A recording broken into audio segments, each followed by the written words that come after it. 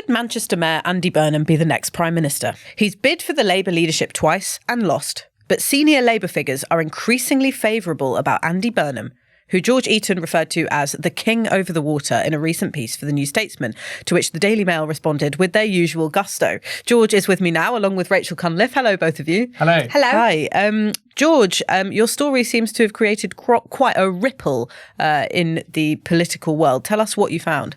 Yes, so I should say to start that king over the water isn't, of course, my coinage. So I think it dates from Stuart times when James II was in exile, literally over the water, over the channel in France. And in every party, there's often a king over the water. Under David Cameron, when he was Prime Minister, it was Boris Johnson. Popular as Mayor of London, amongst both party members and voters, and who would regularly dissent on matters of national policy and stray well beyond his brief. Under Labour, it's Andy Burnham who's filling this role. So several things. He's very popular amongst Labour members who would obviously decide any future leadership contest. He's got a sort of North Korean style approval rating of plus 78. YouGov polling suggests he's the only senior Labour figure who's actually has a positive rating amongst voters, plus 7, and he's the public's preferred choice to succeed Starmer. And he hasn't been shy about making his pitch. So as I previously reported at the Compass conference, he fleshed out what he called a popular left programme, which was very much in contrast to that proposed by Keir Starmer. Rachel, what do you think of this idea of Burnham making another leadership bid? Obviously, he's tried twice before. I think there's something really interesting with the role of the mayor, the Metro Mayor, and the kind of quite unique authority, influence, platform that comes with it. I think it's really interesting that George there referred to Boris Johnson during David Cameron's time as Prime Minister, who's obviously Mayor of London. This idea of a mayor of a big city being able to sort of build their own brand, build their own profile. You've heard it similarly, or you used to hear it quite a lot about Sadiq Khan. You don't hear it quite so much anymore. Now he's got a third term. You heard it as well with Andy Street, who's no longer the mayor of the West Midlands, but sort of was a quite high-profile, prominent Conservative, and obviously Ben Houchin, the Tees Valley mayor, who is some Conservatives used to say, they don't say it anymore, but at one point was like the Conservative with the biggest electoral mandate after the last election, and it's kind of a way to sort of build a profile that is very distinct from what the party in Westminster is doing. And if the party in Westminster is the party of government, what they're doing is inevitably going to be a bit unpopular. There's a range of how unpopular it could be, but generally, you are going to upset people in Westminster, and you can distance yourself from that. If you are a mayor, you have your own mandate, you have your own little kingdom, as it were, where you can build this, as George said, these very, very high popularity numbers, and you're kind of insulated from the unpopular government policies, because you can say it's nothing to do with me, and what you're doing in your patch sort of speaks for itself. So I think that is a kind of interesting unintended consequence of devolution and of the steps we've seen in the last couple of years, turbocharged now in the last local elections, to have more mayors, more combined authorities that have sort of beefed up powers.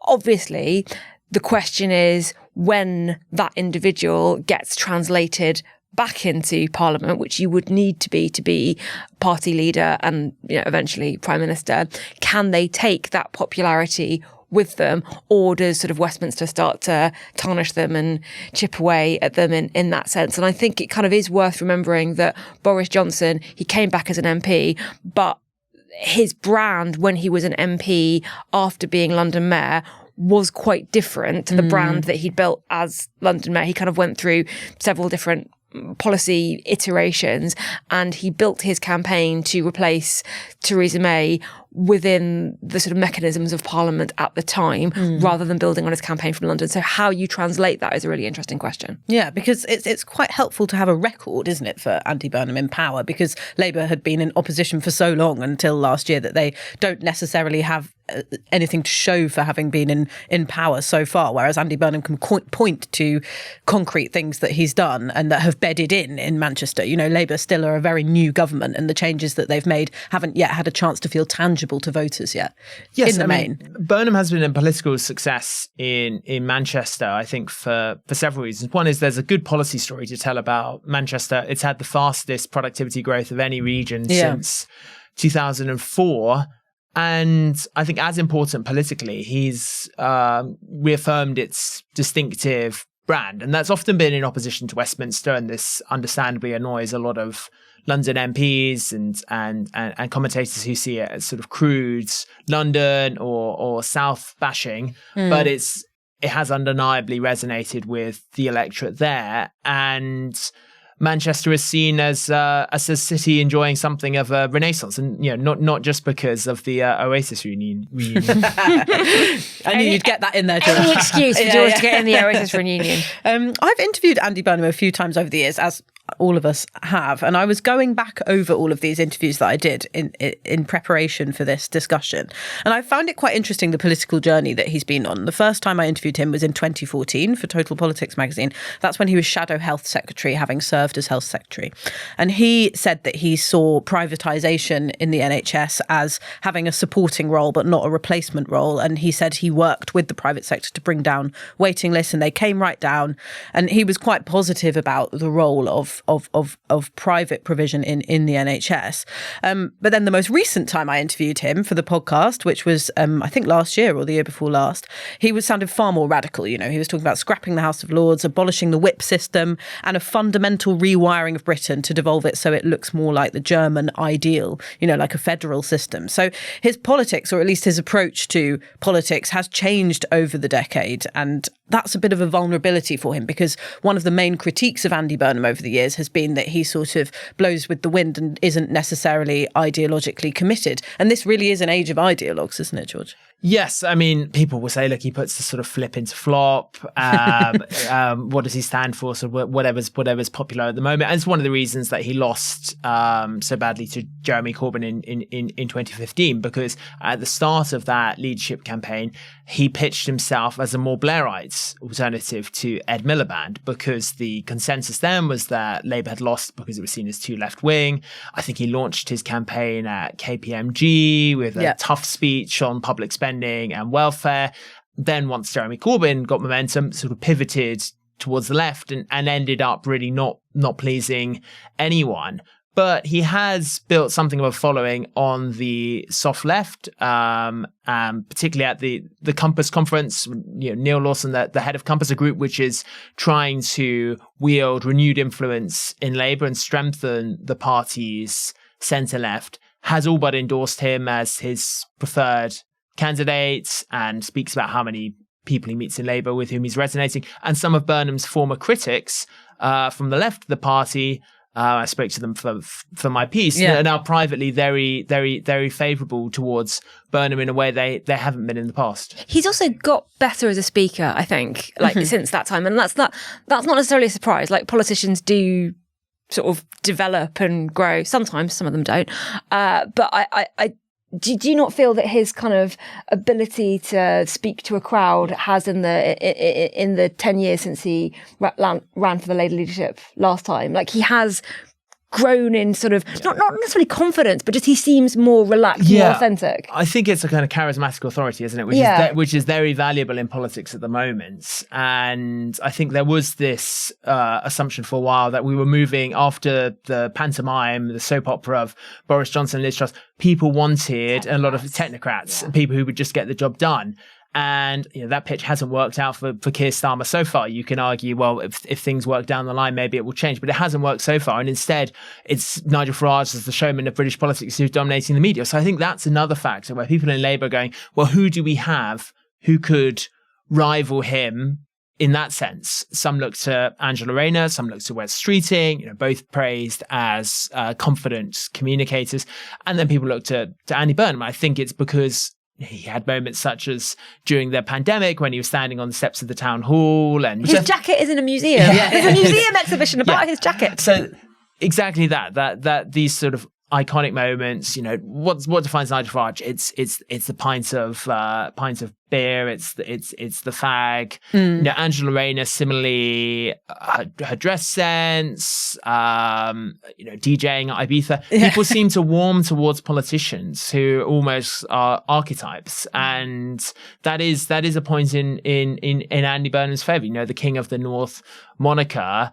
Obviously, he'd have a job winning over some voters in the South, but right now in politics, to be a king of anything is quite valuable. Yeah, I think our colleague Johnny Ball once wrote a great sort of paragraph about that kind of the iconic nature of Andy Burnham, calling him a Scouse dad, and talking about the Fred Perry jackets and the terrace fashion and that kind of thing that he evokes. So I think you're right. There's an image in the voter's head of the kind of man that he is, and I think people quite warm to that. We need to discuss how Andy Burnham could actually become Labour leader if he wanted it, because he's not an MP at the moment. So where could he run? When could he run? How does it work? So the seat that's being rumoured at the moment is Gorton and Denton. So this is currently held by Andrew Gwynn, former Labour who lost the whip due to offensive WhatsApp messages.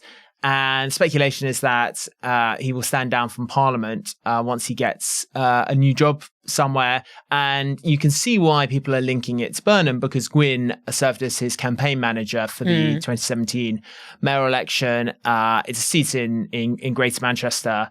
And I think the charge that former MPs or new MPs sometimes get is that of carpetbagger.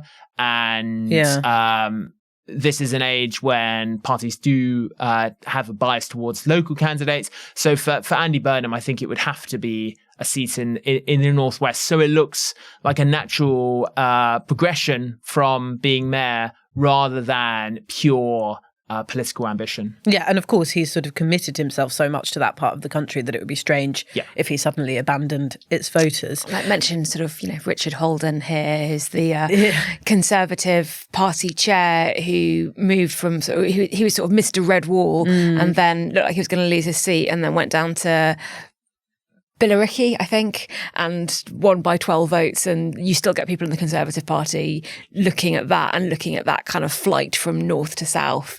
And it has really damaged his kind of reputation around the grassroots. That's and so it does matter. It is something that voters and particularly party members and associations pay attention to. Yeah, and so much of his sort of character and his political identity is based on it as well.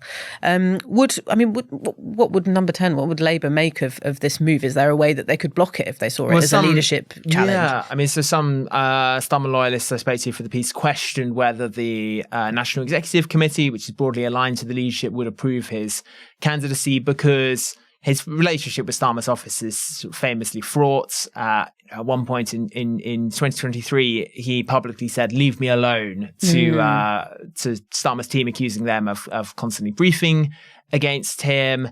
And as I said, he really hasn't made any secret of his leadership ambitions, being very careful not to rule out a return to Westminster and advertising himself as an alternative candidate. Well, yeah, that's what I was going to ask you. I mean, we've discussed Burnham as a potential alternative leader, but does he actually want it? I know that he's quite good in interviews at not sort of directly answering the question and never closing down that prospect. But I mean, did you get any idea from speaking to the sources that you were speaking to for your piece whether or not it's actually an imminent prospect? Well, his team dismissed the story around Andrew Grinsby as, the usual summer silly season. Okay, but if they did have a plan there to stand in a potential by-election, I mean, you wouldn't expect them to publicly declare it at this point. So, look, I think he's certainly saying nothing to dismiss the speculation around his future, and I think it's quite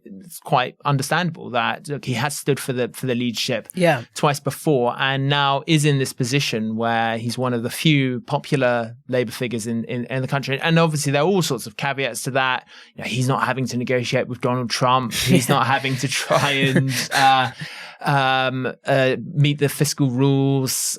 He's not having to contend with a troublesome parliamentary party, but he has undoubtedly inspired some excitement amongst voters at a time when Labour is very short of it. What's that phrase that you always used to say? There's There's not a vacancy, but there's always a contest. Yeah, there's not a vacancy, but there's always a contest. So I think there is a difference between actively planning a leadership challenge and making sure that if something were to happen, you're in a good position to then move forward. I think those are actually quite different things, and like positioning to sort of go, like at some point, inevitably, Keir Starmer will go, where are the players at that point? That's slightly different to actively trying to make something happen. But I have a question for George, and actually I think that like this is like a couple of years ago we would have thought this was really key, and now we've kind of stopped talking about it. Like, isn't Labour going to get a woman for leader at some point? Isn't this a thing that like periodically we? I'm sure Angela Rayner's champions would certainly say that. But there is a sort of movement around Angela Rayner as well, and like Angela Rayner and Burnham are coming from quite similar political positions. Like they're both sort of on the soft left, or obviously she's deputy prime minister, so she's having to, you know, be a bit more careful about criticising the government or whatever. But like, what happened to this whole Angela Rayner vibrant woman waiting in the wings who could take over? Labour is very good at each leadership contest at saying at the start it has to be a woman this time, and everyone nods their heads and goes yes. And then the membership decide, actually no, we want a soft left man. Basically, that's a soft left white man. Yeah, because they all happen.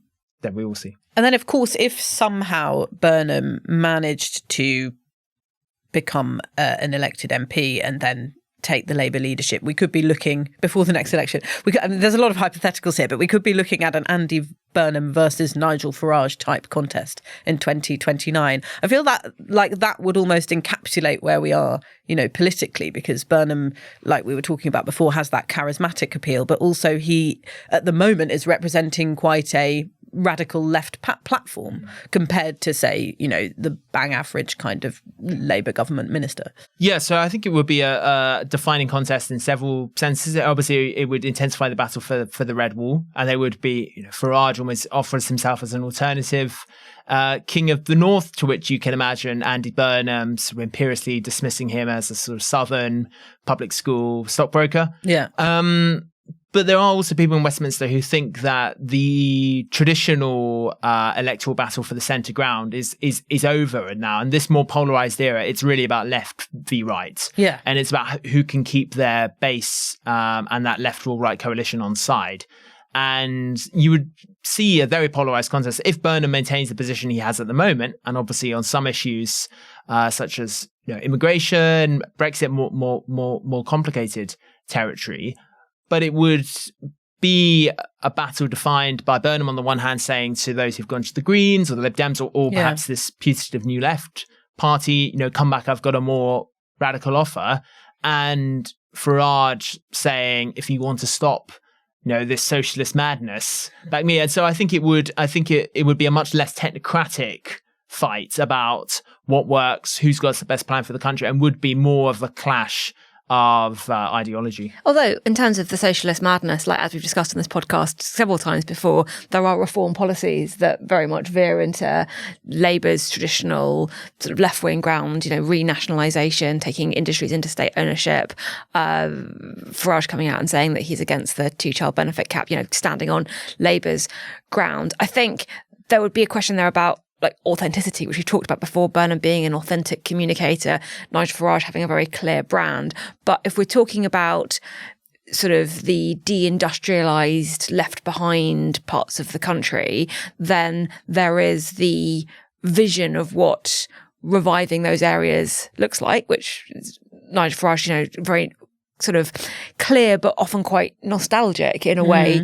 You know, reopen the coal mines in Wales sort of comes to mind. I interviewed Chris Bryant a few weeks ago, the MP for Rhondda, that part of South Wales, and he says, you know, people in South Wales, they don't want the coal mines reopened, they want a new AI data centre, they want, you know, jobs and communities and a stable, financial, secure way of living, but they don't want to go back to a job that can kill you. A job that can kill you in the 1970s. And I think that would be a real area of really interesting tension between Farage and Burnham, kind of two different views of what the sort of post-industrial Britain's future should be, one of which is going backwards and one of which is sort of dealing with the realities of 21st century Britain and what can we do to build forwards and to deal with these communities in these areas as they are now, not going back to how they were 50 years ago.